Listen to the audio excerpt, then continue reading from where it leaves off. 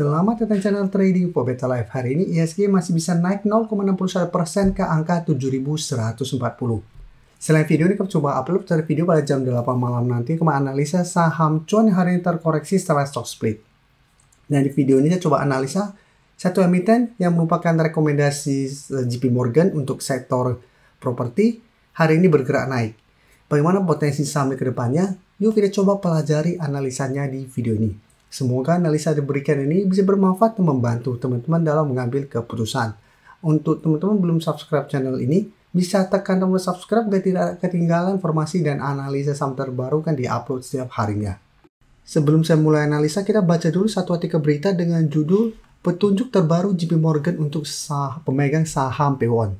Ya, kita baca sekilas artikel pemberitaan ini. Perbankan investasi asal Amerika Serikat yaitu JP Morgan menyatakan valuasi saham P1 cukup atraktif untuk aksi akumulasi. Jika kita baca lebih lanjut, analis dari JP Morgan menyebutkan ada 3 katalis saham P1 dalam jangka pendek hingga menengah. Yang pertama, ada potensi penurunan suku bunga Bank Indonesia. Dan kedua, ada apresiasi yang lebih besar terhadap pertumbuhan yang didorong oleh pendapatan berulang. Yang ketiga, prospek imbal hasil pemegang saham membaik karena P1 baru-baru ini meningkatkan dividennya sebesar 45% yield on yield.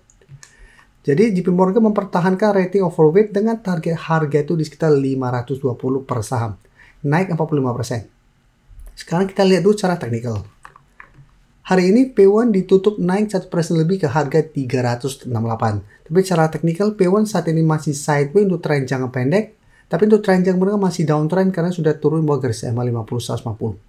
Jika kita perhatikan sebelumnya P1 menyentuh sekitar harga 358 sampai 360 bisa bertahan dan rebound. Tapi mencoba naik di atas garis EMA 50 P1 gagal break dan kembali melemah ke sekitar harga 354. Setelah menyentuh harga ini, P1 juga bisa bertahan dan rebound, tapi saat ini belum sempat menyentuh garis EMA 50 yang saat ini harga 376, baru di sekitar harga 370, P1 sudah gagal break dan sempat melemah pada perdagangan hari Senin kemarin. Hari ini P1 juga sempat turun ke harga sekitar 358, tapi penutupan masih bisa bangkit. Dan jika kita perhatikan broker summary, asing terpantau masih terus keluar. Dan kenaikan hari ini tidak terlihat ada akumulasi, malah terlihat ini ada distribusi dengan jumlah lumayan besar. Jadi untuk P1, walaupun JP Morgan targetnya lumayan tinggi di 520, tapi secara teknikal saat ini apabila teman-teman mau entry, misalnya lebih oke wait and see. Lebih bagus adalah buy on breakout apabila berhasil naik di atas garis EMA 50, baru ikutan entry karena ada potensi mulai membentuk higher low, atau apabila mau coba spekulatif buy, misalnya lebih oke coba tunggu kembali di sekitar 360. Jadi walaupun hari ini jika kita pantau saham-saham emiten properti rata-rata bergerak naik, kenaikan P1 hari ini tidak terlalu kuat karena tidak terlihat ada akumulasi dan masih berada di bawah garis EMA 50-150. Jika terpantau mencoba break garis EMA 150 masih gagal, cara pergerakan saya lihat P1 masih akan sideways. Tapi menarik apabila memang berhasil break garis EMA 50. Oke, sekarang kita coba lihat saham Asri yang hari ini juga naik lumayan tinggi. Bisa kita lihat saham Asri hari ini naik 13% lebih ke harga 142. Sebelumnya juga Asri hampir mirip dengan P1, berada di bawah garis EMA 50-150, tapi setiap kali mengetes harga 125, saham Asri masih bisa bertahan, sehingga mulai sideways. Sempat minggu lalu mencoba break garis EMA 50 gagal, kembali melemah ke 125, bisa kita hari ini kembali rebound naik sangat tinggi. Dengan candle menurut saya sangat solid, kan tidak ada shadow ke atas. Saat ini mencoba break garis EMA 150 di harga 138 sampai 140. Dan cara pergerakan Asri akan membaik atau akan mulai bergerak tren apabila memang terkonfirmasi berhasil break garis EMA 150. Dan jika kita perhatikan broker summary untuk Asri pada kenaikan hari ini, bisa kita lihat asing terpantau juga masih distribusi, tapi di broker summary terpantau ini ada akumulasi, walaupun akumulasinya tidak besar. Jadi untuk Asri apabila teman-teman sudah berhasil dapat di sekitar 125 sampai 130, maksudnya bisa jadikan 140 untuk trail stop atau jadikan garis EMA 50 di saat ini sekitar harga 130 untuk trail stop. Tapi secara teknikal Asri baru akan oke, baru bisa kita konfirmasi uptrend apabila berhasil break garis EMA 150. Apabila nanti minggu ini terkonfirmasi break, maka Asri akan mulai uptrend dengan target berikutnya di sekitar 150 sampai 155. Dan sekarang saya akan coba update pergerakan dari saham MBMA.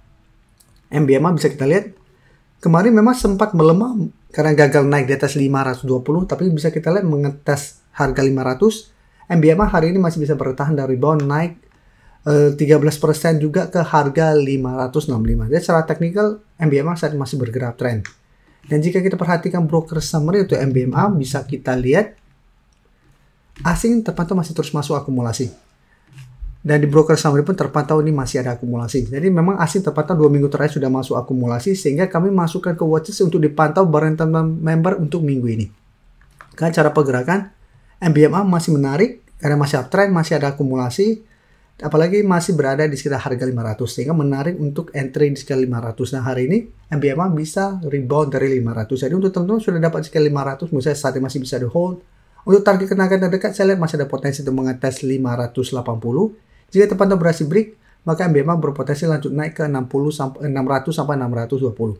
Tapi untuk teman-teman saat ini baru mau coba pantau dan entry, Musa masih bisa coba tunggu di harga 550 apabila minggu ini MBMA terkoreksi tapi masih kuat di atas 550, Musa masih bisa coba entry di target harga ini. Tapi lebih oke apabila teman-teman bisa dapat sekitar 500 untuk minggu ini. Dan sedangkan teman-teman mungkin sudah dapat di harga bawah, lebih layak lagi untuk di hold. Bisa jadikan 500 untuk terlalu stop saat ini. Sekarang kita lihat MDKA. MDKA secara teknikal saat ini juga sebenarnya masih oke, tapi dalam 2 minggu ini memang masih sideways dan masih berada di bawah resisten di sekitar 2200. Tapi hari ini MDKA juga naik 2% lebih ke 2150. Dan secara telanjang menengah juga MDKA masih oke karena masih berada di atas garis EMA 50 150. Dan garis EMA 50 di harga 1980. Garis EMA 150 juga 1905 ini masih berupa support. Dan di atas juga bisa kita lihat masih ada zona support di 2000 sampai 2050. Jadi untuk teman-teman sudah punya saham MDKA, menurut saya saat ini juga masih bisa di hold. Tapi jika kita perhatikan broker summary pada kenaikan MDKA hari ini, bisa kita lihat asing sebelumnya keluar, hari ini terpantau mulai masuk. Di broker summary terpantau ini ada sedikit akumulasi. Jadi untuk MDKA saya lihat masih on track untuk mencapai target terdekat di sekitar 2200. Apabila berhasil break, baru target berikutnya di sekitar 2280 sampai 2300. Sebelum saya lanjut analisis saham berikutnya, saya ingin memberikan sedikit informasi bahwa saat ini channel YouTube Trading for Better Life sudah mempunyai fitur membership. Jadi fitur membership ini apabila teman-teman mau join, bisa tekan tombol join ini. Bisa kita lihat di sini.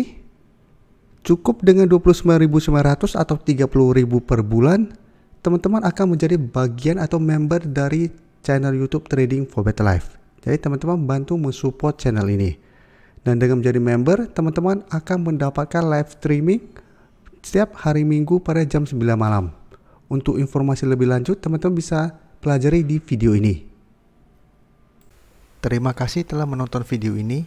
Like dan share video ini bila bermanfaat bagi teman-teman, dan support channel ini dengan cara tekan tombol subscribe agar channel ini bisa makin berkembang dan bisa membantu lebih banyak orang lagi. Terima kasih.